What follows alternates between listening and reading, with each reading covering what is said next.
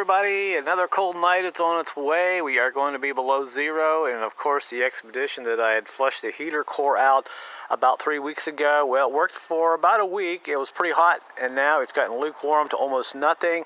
It looks like we're going to have to do a flush. I'm going to show you how to do a flush for about $13 and a little know-how. Now on this 2000 Expedition with a 4.6 engine, it has quick disconnect hoses that go into the heater core. I will have to stick my hand up under there and release those, and I'll pull those hoses out here in a few minutes and show you what they look like. For $13.08, I picked up 3 items at a local hardware store, a big brand name that everybody knows. I picked up 12 feet of clear tubing hose. This is 5/8. Now you can use regular heater hose, 5/8, that's fine, but I picked up the clear stuff so I can see what comes in and what comes out. A connector for a regular garden hose, and this is a 3/4 inch, 5/8 to 3/4 inch, and also a shutoff valve for my water hose. The idea here is I'm going to put these two together like this, like that, and put my hose on there like that, and I can control the water as the water goes into the tube, into the back of the heater core, into the firewall. Now here's the idea behind my garden hose. I got the garden hose here, I got the shutoff valve, and I've got the adapter sliding onto the 5/8 clear tubing. The clear tubing will go into the firewall, up into the heater core, and the other tube will come out into a bucket. That way when we start turning the water on, we'll catch everything and we'll see what we got. And the nice thing about this is when I'm done with this side, I'll simply just slide this out of the tubing there and slide it in the other tube, and we'll do a reverse flush. And it should be pretty simple. So let's get busy here and see what we got. Now the first thing I've got to do is get up in here with my hands and kind of lean over, and up in here are disconnect quick clips, and they're up there pretty far, so if you get your hand up in there, typically you can get in there and grab them and take them out. So give me just a second here once I get my hand up in here. And they can be a little tedious, so you just gotta pull around and you'll feel the clip release, and then you can slide the hose off. And I may have to set the camera down, not sure yet. I think I got it off there. There we go. Okay, now since my antifreeze, I didn't drain the antifreeze because my radiator sits up just about as high as the heater core does, the top of the radiator, so I'm not going to lose probably any antifreeze whatsoever. But if your heater core sits down pretty low, you'll probably have to drain a little antifreeze out just so you don't get it all over the ground and waste it. So here is the hose I just took off, and there is the disconnect clip that holds it on there. Actually, I should say the disconnect clip still on the heater core. But this is what it's like. Now, if you can go out and buy a couple of these ends and somehow get you some clamps and just clamp it on the tubing, that would be great. I tried that, but I could not find these ends, so I decided to go ahead and just get the 5/8 inch tubing. That tubing will slide right on that heater core. Now, there's one other thing, very important thing you got to do. We have some seals that we have to get off of that heater core. So let me hold the camera with one hand, stick my hand back up under there. This is very important. If you don't get these off, you will end up with leaks, and you don't want to leak. So it takes a second to fish these off. Like I said, I may have to set the camera down again, so I can get my fingers in there. So let me set the camera down and go ahead and pull those seals off. Actually, you know what? When I pulled this hose off, these seals stayed inside there. So last time I pulled this hose off, these seals stayed on that heater core. So I'm going to spend just a second here and explain how these go on. When you put these back on, make sure the black one goes on first, then this little plastic one, then the rubber one. If you don't get these on there, it will leak, and you will not have, well, you may have heat for a while, but you'll end up putting antifreeze in it. So that's very important. So we got that side off. Let's go ahead and do the other side. And hopefully you can still see that. All right, there it comes.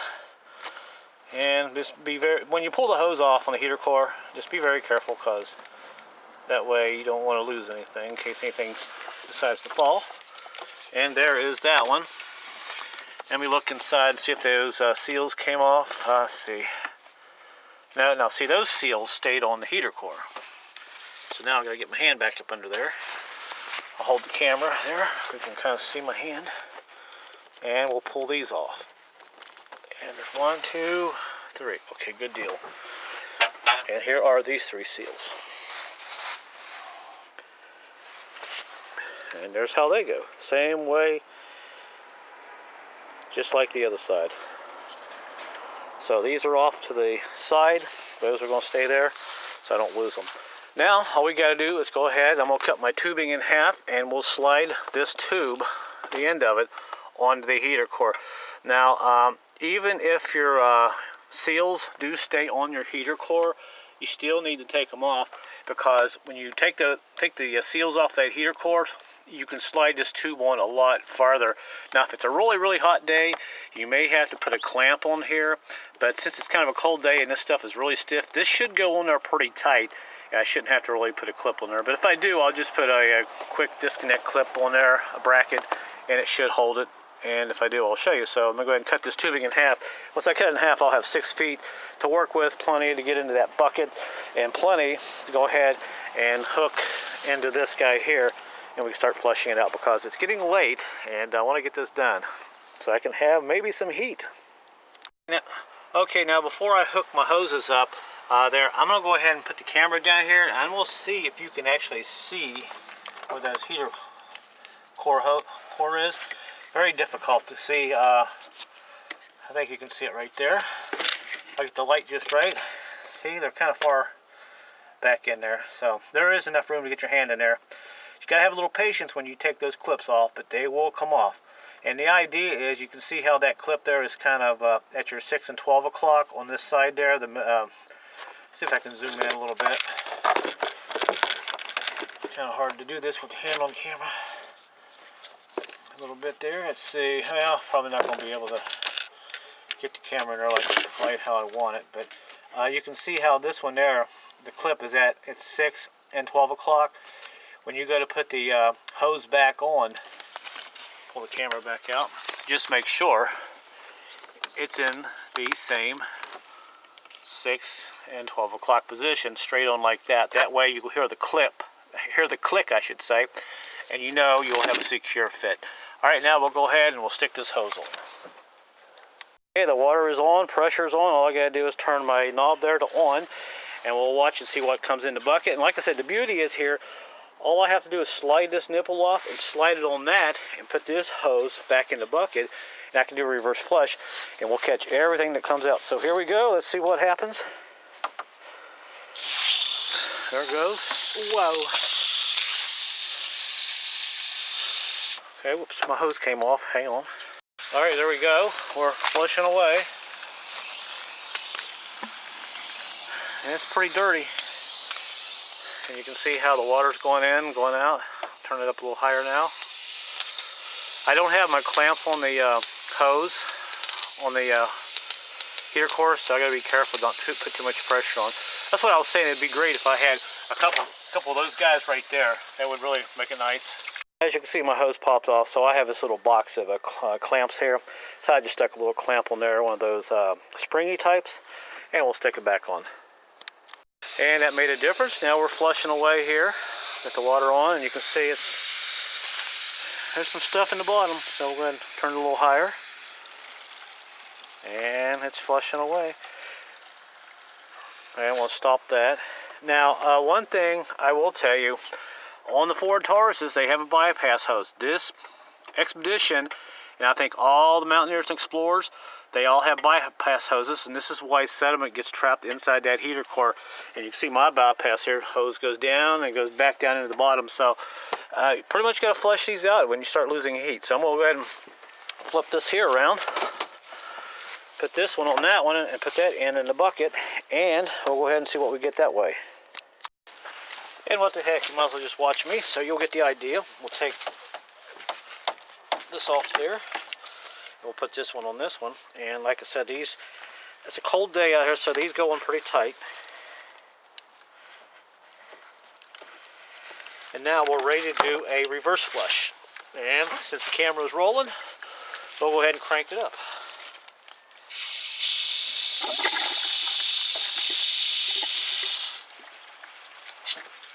Alright, now I'm going to have to put a clamp on the other hose because that pressure is so high it popped it off.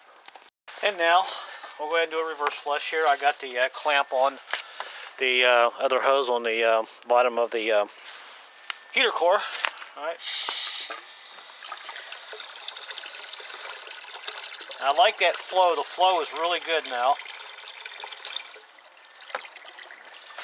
So what we're going to do, I'm going to empty most of this water out of the bucket. We're going to see what we have in the bottom. And would you believe, look at that. Wow. Look at the crap that's in there. So I'm going to try to drain some more water out so you can see. No wonder my heater's not working.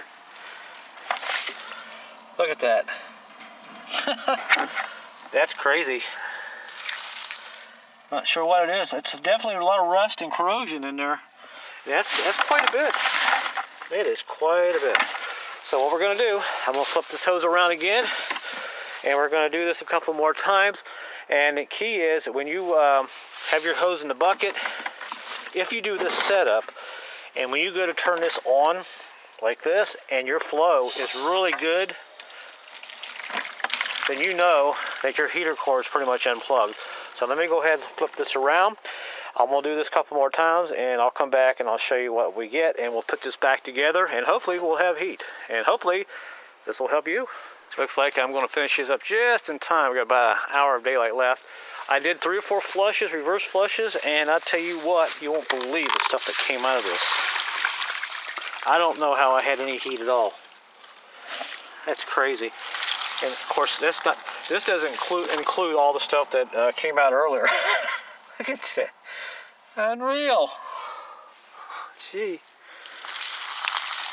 So I'm not sure what all this is. We'll look at it here. We'll touch it real quick. I don't want to bore you guys too much, but it looks like it's just corrosion and dirt and corrosion. So I'm just going to flush it out a couple more times. Just reverse the hose back and forth and put it back together, and we'll start it up and see if we'll have any heat. Now, like I said, the only thing you might have to do is get you a couple of clamps. Get you some of these little guys right here. You can put a pair of pliers on and squeeze them, because you don't really have enough room under there to mess around with these guys. And if you can do that, then you will have heat. Now, my rule is, if your heater core's not leaking, you can flush these out until they get hot again. It's just a matter of time. If you don't have any heat, and you haven't did a flush yet, or you may have to do a couple of flushes, because when you got this much stuff in a heater core, it's tough to get all that out. But if you have to do 2 or 3 flushes, and then you have heat, it's well worth it. But don't go replacing your heater core first. Do a flush first. Then if it doesn't work, then, you know, maybe you'll have to do a heater core. But 95% of the time, I find that if you just do a flush, take your time, and like I said, you may have to do it a couple times, you typically can fix your heater core, and it'll blow hot air again. Of course, if it's leaking, you'll probably have to replace it. So I'm going to go ahead and shut the camera off here, and I'm going to do a few more flushes there, because my hands are about numb. It's only about 30 degrees. And we'll start this up, and we'll see how the heat goes. Hopefully it should be okay. All right, there was my setup. As I was kind of explaining earlier, that's how I had my clips on there. That kind of held those on there. And the only other fly in the ointment would be, in extreme cases, it might be good to go ahead and drain all your antifreeze out and clean it. Well, basically, you could filter it or put new antifreeze in, because sometimes there could be still a little bit of sediment in the engine going through the heater core. But more than likely, that heater core has acted as a filter and has caught most of the stuff that's been floating around. It acts as sort of as a filter. So if you can flush it out, and you get a lot of sediment out, you may be okay. Now, the only thing I got to do is go ahead and hook those hoses up. Now, make sure you put these on. I put these on the heater core first. I don't put them in the hose, because it's easy to get them sideways and so forth. If you put them on the heater core nipple like that, you know they're on there nice and straight, and you know they're on there where they're supposed to go.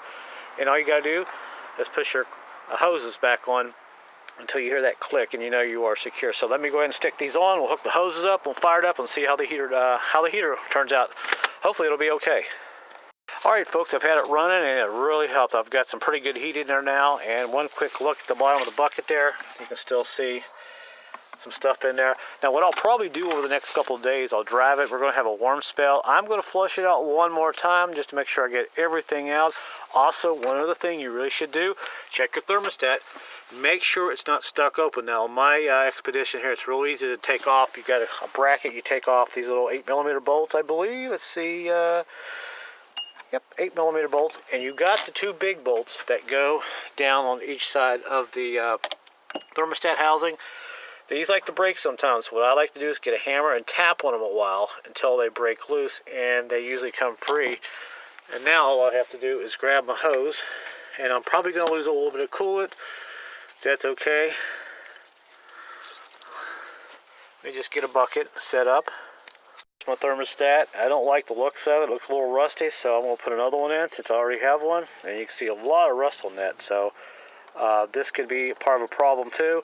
If it's not opening like it should, or well, it should stay closed a long time until the engine gets up to operating temperature, then this will open up. But if this thing sticks open all the time, or if it's weak, it will let the antifreeze prematurely flow through the radiator in the engine, and you'll never achieve operating temperature, and your heater will not feel as hot. So we're going to go ahead and change this real quick and stick another one in before it gets dark. And by the way, you got an O-ring. It sets on there, and don't forget that. And I actually did go ahead and drain a little bit of my antifreeze out in the bucket real quick because it was a little lower there sitting in the engine than it is on the radiator. The radiator's up a lot higher, so your antifreeze is going to drain down to the lowest point. So I'm good now. All I got to do is go get another one inside. I got one in there, a new one we'll stick on. And this one is 190 degrees, I believe. Well, I'll go get the other one.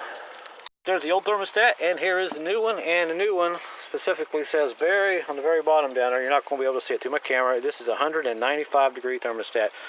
We'll stick this in just like that. Then we've got this O-ring that sits down on the top of it. I'm going to clean it up here real quick. Let me just wipe it off. We'll set the O-ring down in there just like that. And then we just simply bolt our housing back on, and it is pretty much done at this point. And then all I got to do is put antifreeze back in it, and we'll be all right. Now remember, like I said, the bottom part of this goes down into the engine block. A lot of guys flip it around like that and cause your engine to overheat. And we'll set that like that. Make sure our seal is in there nice and flush. And now we'll go ahead and bolt this bad boy together. Put the antifreeze back in it, button it up, and we'll start it up and run for a while, and I'll come back with an update, and hopefully we'll be done. Finally, it's all back together. Put all the antifreeze back in it. Now, I did catch some in the bucket, and I actually had a little bit of dirt in the bottom of the radiator, so it's always good, just keep flushing away as much as you can, and you can see some sediment there. But like I said, it's 100%. It's really tough to get 100% of the sediment out of the entire engine, but it's a slow process. But if you can get most of it out of the heater core, then I think your heater will be okay. But we'll take this for a ride now, since I've got everything all together before we get started here, and we'll come back here shortly. I'll let you guys know about the heater, how it works, and all that. But make sure you check your thermostat too. This one here turns out to be 180 degrees. It must have been a factory one. It's got a 195 one in it now, so it should cook. All right, we're back here shortly. All right, children of the sun, it looks like we have heat. Nice hot heat finally. And you can see my temperature gauge, since I changed that thermostat, it's right up in the middle where it should be.